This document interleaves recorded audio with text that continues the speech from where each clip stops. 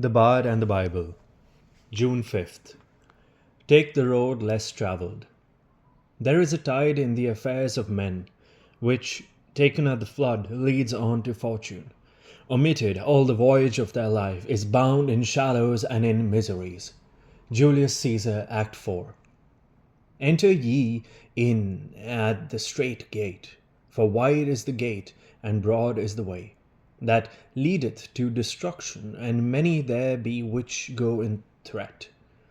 Because strait is the gate, and narrow is the way which leadeth unto life, and few there be that find it. Matthew 7:13-14. The assassination of Julius Caesar didn't quite solve Cassius's and Brutus's problems.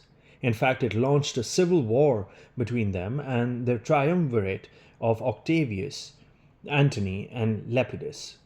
In Act 4, Scene 2, Brutus tells Cassius that it is time to march into battle against Octavius and Antony.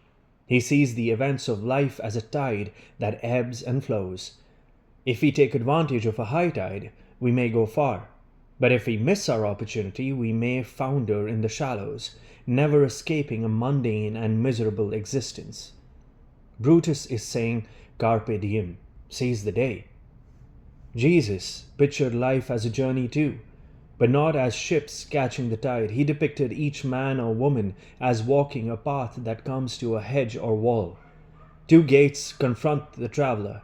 One is wide, and the traveler watches as crowds pour through the grate.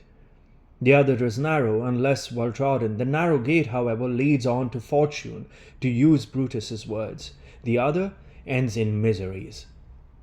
One leads to a life, the other to destruction. Both are open. Both may be freely chosen. Blessed are they who, to use another poet's words, take the road less travelled. What can you do today to help others enter at the narrow gate? The Poet and the Player.